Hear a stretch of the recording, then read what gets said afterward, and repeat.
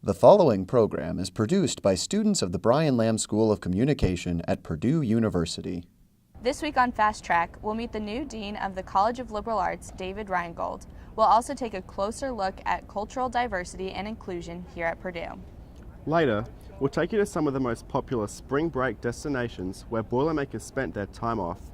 These stories and more are coming up on this week's edition of Fast Track.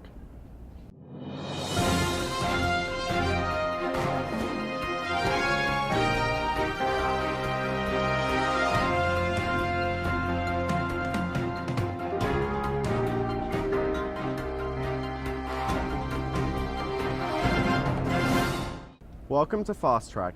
We're bringing you this week's show from outside Hovde Hall. I'm Scott Jeffrey. And I'm Beth Stanley. Enrollment in the College of Liberal Arts has been on a steady decline.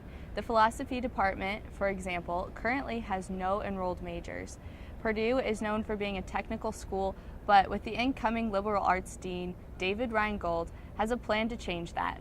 Creating greater financial stability, synergies across campus, and increasing enrollment numbers are among his top priorities during his term. Fast Track reporter Don Kim spoke to Reingold to see what he has planned for the future of liberal arts. Like many liberal arts institutions across the nation, Purdue's College of Liberal Arts is facing new challenges and opportunities. The outgoing Dean, Erwin Weiser, is being replaced by incoming Dean, David Reingold, who stepped into office on March 1st. As difficulties continue to impact enrollment, Reingold looks to usher the College of Liberal Arts into new changes.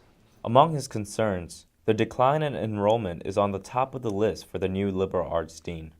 The three explanations Reingold gives for the ongoing trend in declining enrollment is the growth in technology, the economic downturn in 2008 that changed the meaning of higher education as a pathway to only employment, and the rising cost of higher educational institutions. And Purdue is certainly sort of part of that trend. So, we've got to work. I think we've got a lot of work to do on sort of both supporting our existing undergraduate programs and reimagining what it means to study in the humanities and the liberal arts. One department in the College of Liberal Arts that is struggling to attract and retain students is philosophy. If we can work a little bit on how we talk about the world of philosophy and sort of get a little bit more closer to the topical areas that students today are concerned with, that philosophy has been concerned with and continues to be concerned with, that we can sort of turn the corner on that. Aside from enrollment, generational shift in faculty within the college and the lack of a community across the departments are areas Reingold looks to address. He notes that new opportunities begin with student engagement. There are some wonderful co-curricular programs that we're going to be working to try and strengthen, whether that's the debate team or the Model UN program or others that I hope to be a part of standing up.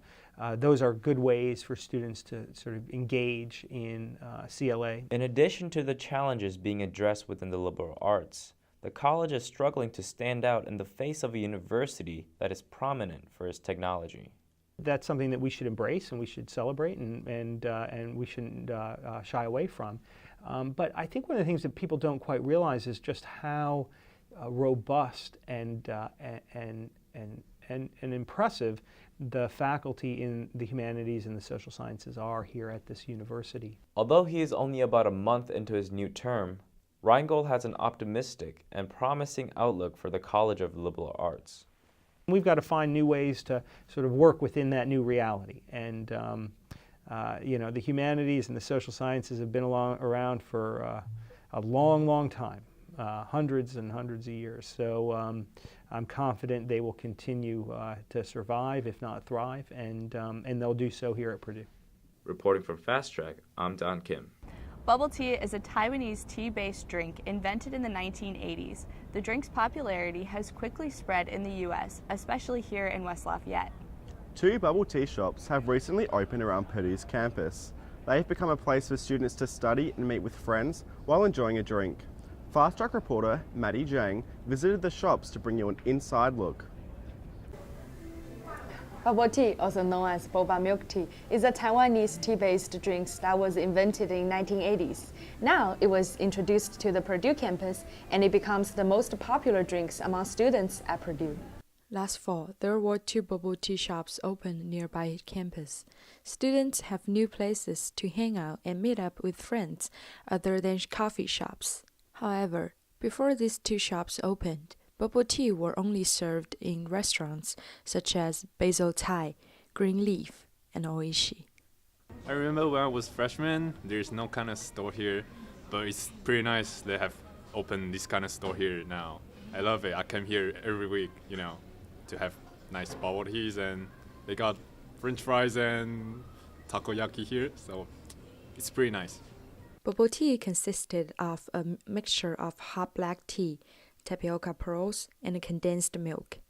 Except original bubble tea, there are also lots of variations were provided on the menu. I had the matcha bubble tea. It's really awesome. You must come. Large amount of international students stimulates the bubble tea business, which also brought a new trend among students.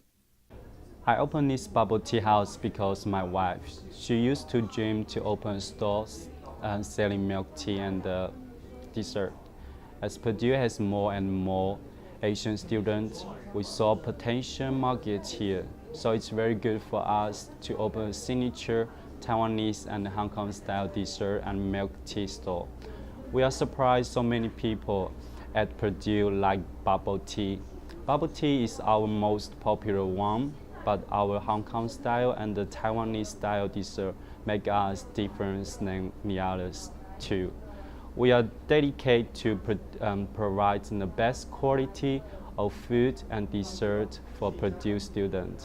Food represents its culture. Bubble tea also represents the lifestyle of Asian countries. I'm really grateful that this place is open to promote a Taiwanese culture or Chinese culture in general that has never been promoted before. This college town has never had that many places where they make bubble teas, but I'm just glad that they're starting to integrate the bubble tea culture to the American culture by opening this place. With the increasing number of international students, we are looking forward to see more different aspects of cultures at Purdue. Reporting for Fast Track, I'm Maggie Jiang. Thanks, Maggie. When we come back, we're going to take a closer look at cultural diversity and inclusion that is continuing on campus. We'll also head back to our studio where meteorologist Joseph Bauer has this week's weather forecast. Later, we'll learn about the recent changes to the Right Fit program through the Purdue University Student Health Center. I am an American. I am an American. I am an American. I am an American. I am an American. That's the way most of us put it. Just matter of fact. They're plain words, those 4. You could write them on your thumbnail or sweep them across the bright autumn sky. But remember, too, that they are more than just words. They are a way of life. So whenever you speak them firmly. Speak them proudly. Speak them gratefully. I am an American. I am an American. I am an American. I am an American. It's one small step for man,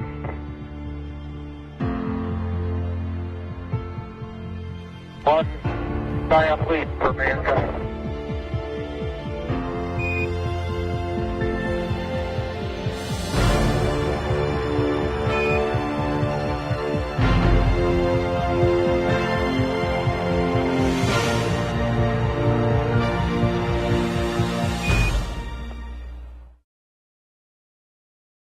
That we do, and we try and you, yeah, you. Have you ever dreamed of being on TV?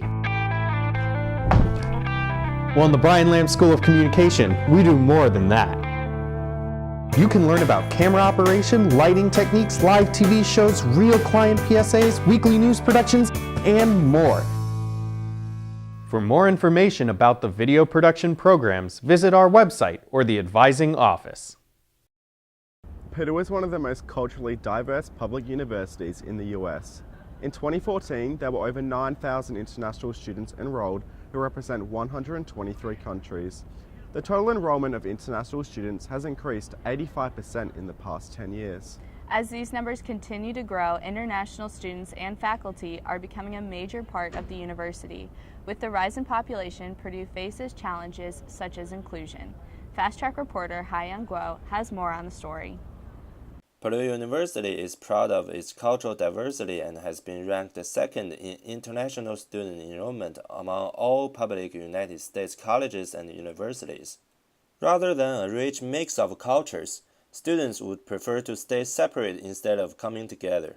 Purdue Assistant Director of Global Learning Faculty Development Charles Callahan used the metaphor junior high dance to describe this phenomenon. At a junior high dance, you typically have the males on one side of the dance floor and the females on the other side of the dance floor, and they're reluctant to meet each other in the middle and participate in the dance activities. Callahan believes the main reason behind the lack of interaction between the national and international students is they all want to stay within their comfort zone rather than encountering and dealing with cultural differences. There's enough difference that they don't make the extra effort to wait out that encounter of difference and figure out that they really can learn from one another. From the international student's perspective, the difficulty level of engaging and dealing with the American culture depends on whether English is their first language or not. Oh, yeah, no, definitely. The language is definitely a big part of why it's so easy for me to engage in American culture. I think the largest barrier for non-English speaking country is the language. Although the language is a problem for the non-native English speakers, Professor Osman from Branham School of Communication believes these international students are all concerned with their language, which shouldn't be a barrier that blocks them from engaging in the American culture. Oftentimes, their English is perfectly fine for them to succeed in the classroom, and sometimes their English is even better than someone who is from the United States. In order to overcome our cultural differences, Callahan and two international students gave their suggestions. My suggestion would be to make the extra effort to broaden your knowledge and sit down with a person from another country and spend time with each other. I think the best way to engage in American culture is to communicate with Native Americans and watch American TV episode. I think a lot of it has to do with just immersing yourself around Americans. As a Purdue faculty member, Professor Osman also shared his way to let students from different parts of the world come together and deal with cultural differences. I really break the walls down and I force people together. That's the best way to get people from different cultures to work together. You force them to work together, and before you know it, at the end of the semester, they're best friends. Through his unique way of putting people together, he learned things from the international student as well. I've learned a lot, especially from Chinese students, about the whole sense of family. Purdue will continue to bring people from all over the world together, but has yet to create a sense of belonging and a sense of family. Reporting for Fast Track, I'm Hai-Young Guo. Thanks, Hai-Young. Meteorologist Joseph Bauer is back in the studio to tell us what we can expect for next week's weather. Welcome back, Boilermakers. It's springtime out there. It's been a beautiful week so far, and I've got April 1st up here behind me. Just a beautiful day we saw on Wednesday, and we're going to be expecting more of that coming into this month, and as well as some more springtime-like weather, and that means, yes, a little bit of rain in the forecast. However, we'll take the temperatures for now, right, after what we saw in February and March. Temperatures around the whole area right now just really warm. Pretty much we've got this big plume of just nice warm air across pretty much the central to eastern half of the United States, and it's just really nice out there. Texas are seeing temperatures in 90 degrees today, and so it's been a while since we've seen that, and temperatures extending into the 60s well into northern Wisconsin, and so they're certainly enjoying it up there too. But keep an eye on these cooler temperatures that are going to be working our way here into the short-term forecasts. And just going into our local area here, we've got 67 coming in at Lafayette. And let me just jump back for you here really quick on what we had.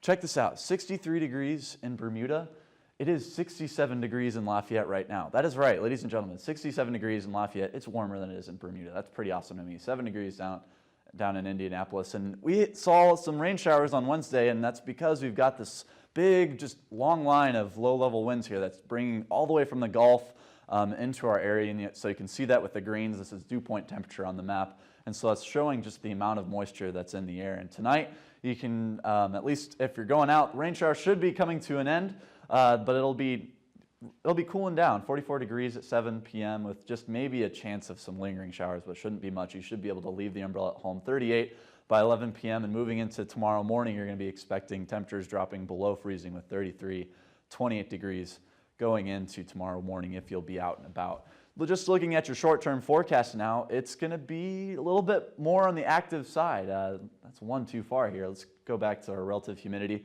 High pressure is going to be moving in actually over the weekend. I'm getting ahead of myself. And so, like we said, cooler conditions because we've got these northerly winds that in front of the high pressure systems can be bringing us some cooler temperatures. And as this moves to our east, we're going to be seeing these southerly winds work into our area. And so that'll bring us some warmer temperatures for Sunday. And Sunday is going to be an absolutely beautiful day, 62 degrees. If you can get outside, be outside for Sunday. Looking into next week, more warm weather, but I'm afraid I'm going to start bringing in the R-word, rain.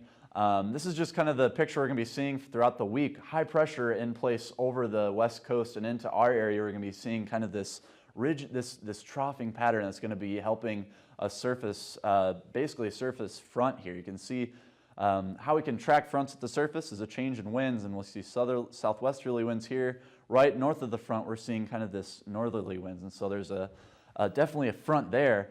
And so we're going to be seeing just this chance that front's going to be lingering around for the entire week, and so we're going to be seeing rain chances pretty much throughout the entire week. And you see this is then a surface precipitation, just kind of general throughout the whole entire area. And so looking at your 5-day forecast here, check it out, not bad.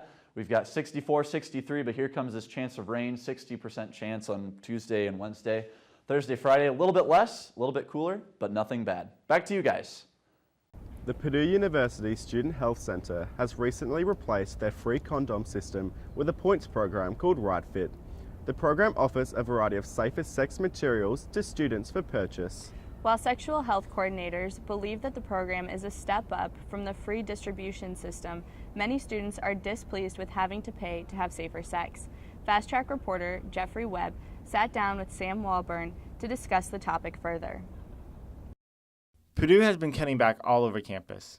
With a tighter budget, some free services that students have grown accustomed to may be phased out. One such service, offered by Purdue University Student Health Center, is the free condoms, lubricant, and dental dams.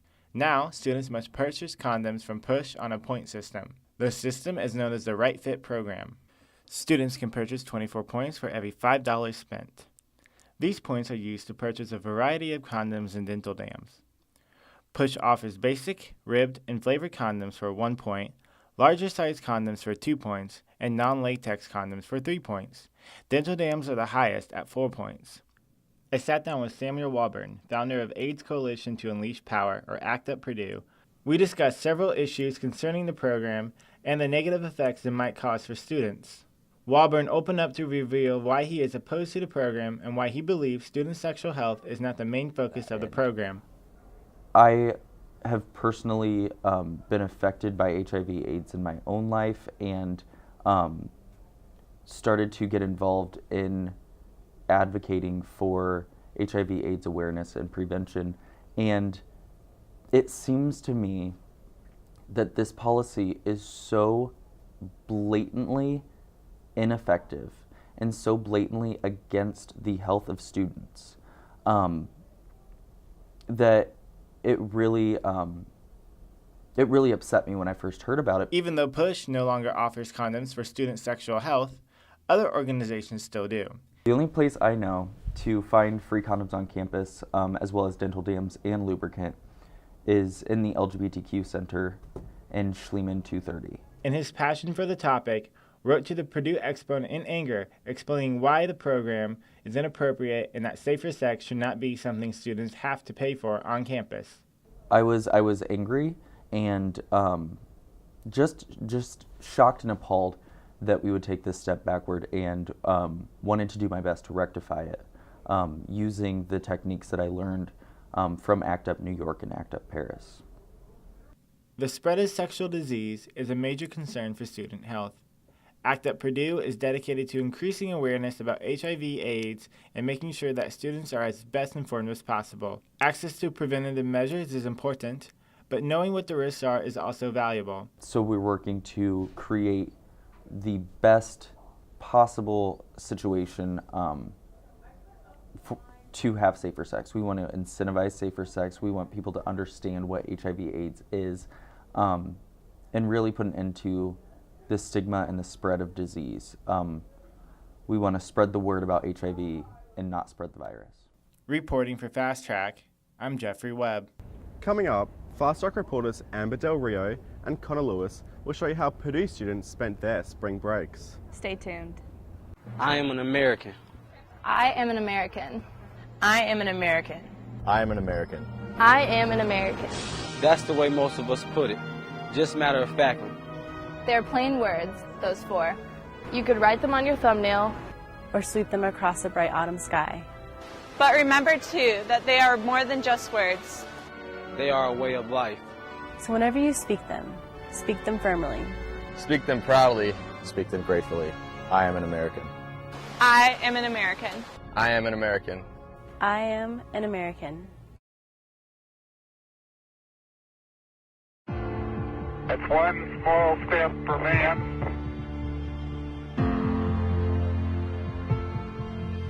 one giant leap for mankind.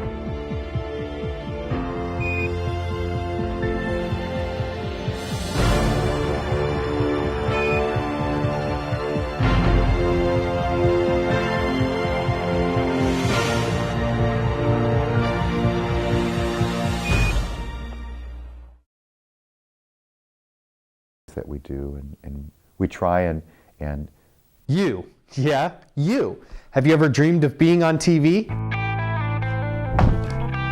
Well, in the Brian Lamb School of Communication, we do more than that. You can learn about camera operation, lighting techniques, live TV shows, real client PSAs, weekly news productions, and more. For more information about the video production programs, visit our website or the advising office. Purdue students are known for working hard, but we can also play hard too. After a round of midterms, nothing is sweeter than a week off from all the obligations of school. Students took advantage of having spring break off by traveling all over the country. Fast Track reporter Connor Lewis brings us an inside look on some of these spring break destinations. Down to Fort Lauderdale, Florida for spring break. I'm really excited just to get out of this cold Indiana weather. And for spring break, we're going to Jackson Hole, Wyoming. We'll be taking about 80 people out there, take a charter bus, leave Saturday morning. Bell to bell, 9 to 4, we're gonna be skiing. And afterwards, have some dinner, hit the hot tub, and then have some beverages. Spring break, I'll be going to Pigeon Forge, Tennessee. Spring break comes toward the middle of every spring semester, and students go to a wide variety of destinations. Purdue, along with the Big Ten and other large conferences such as the SEC, had spring break from March 16th to the 20th. Just a few of these spring break hotspots include Mexico, Panama City Beach, Fort Lauderdale, Pigeon Forge, Tennessee, and this year for the Purdue Snowboarding and Ski Club, Jackson Hole, Wyoming. Connor and Taylor Haviland spent a week in Mexico this year. So we went to Cabo San Lucas, Mexico, and we were staying at the Casa Dorada, which actually was directly behind one of the biggest the day clubs.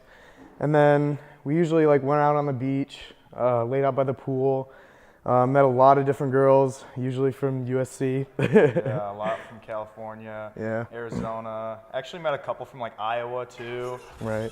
And nuts. Yeah. And then at night we were usually either at we were just right downtown where all of the clubs and all of the big bars were, and it was Squid Row, Mandala, La Vaquita, Pink Kitty. I mean, those were the four biggest ones, and every night we kind of hit a different club. I think the craziest thing that we did is the two cow suits that we owned. We actually went out to a cow-themed club, and it was just so many people wanted to take pictures with us. A lot of people that night. Yeah. It was crazy. It was nuts. Yeah. A lot of fun.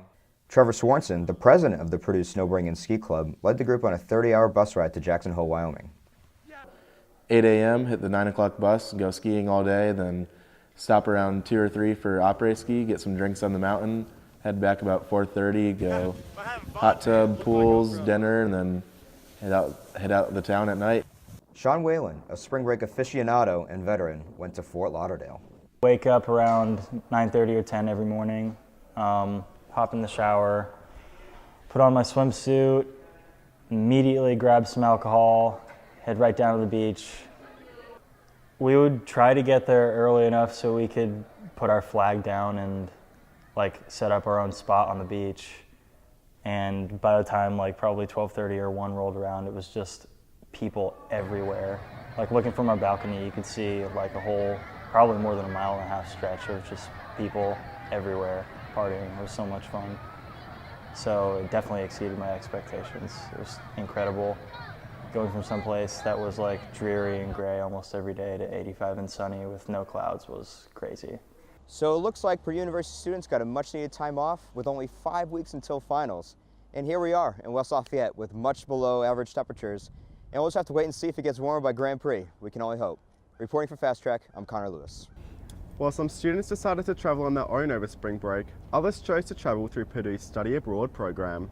The Brian Lamb School of Communication created a new program that visited Oaxaca, Mexico during spring break to film a documentary. The students immersed themselves into the Mexican culture by visiting historical sites, local markets, and interacting with the native people. Fast Track reporter Amber Del Rio traveled to Oaxaca in the program to document the culture and the students' experience. Over spring break, 15 students studied abroad in Oaxaca, Mexico with the Brian Lamb School of Communication. The school partnered with Main Media Workshops to create an international documentary filmmaking experience for students. While filming in Mexico, the students learned a lot about the Zapotec culture. The Zapotecs are an indigenous people of Mexico known primarily for their weaving. Oh, the weaving, that was amazing. I got to watch the guy use the loom and just these giant feet pedals, and he's got to crank this thing above him, and that was really cool. And we were able to get up close and personal and right around his shoulder, watching him very closely. That was really neat. The students also visited 2 major archaeological sites, Monte Alban and Mitla, in order to collect some historical knowledge and footage for their films. Both locations were tied to the Zapotec people, with Monte Alban serving as the political center and Mitla the religious center. You just walk out into this huge open field, and there are just these giant structures that are ancient, that are just right there in front of you and kind of intimidating. I think the visiting the historical sightseeing is really good because we are making a documentary about a place. So I think the historical background is really important as outline, underline of the whole story. Although about half of the students who went on the trip have produced video content before, both Wood and Kong discussed the difficulties the class had on their first shoot. With 7 cameras, the students were finding themselves in each other's shots and collecting the same footage. However, according to Wood, after midday, the students were working in sync. We had kind of gotten organized to where it was kind of cool. We knew who was shooting the interview, who was getting close-ups, who was getting person's face, and when it really clicked, it was really cool to watch, just everyone in sync together, filming stuff. After a long day of shooting, the students had some free time to explore Oaxaca and try new foods. They also made friends with the local children and played soccer with them at night. At the end of their trip, the students traveled to a waterfall 2 hours away from their hotel to sightsee and swim. We hike on the stone roads all the way to the waterfall. And sadly, there is no water in the waterfall, but the whole mountain and the whole sightseeing is really magnificent.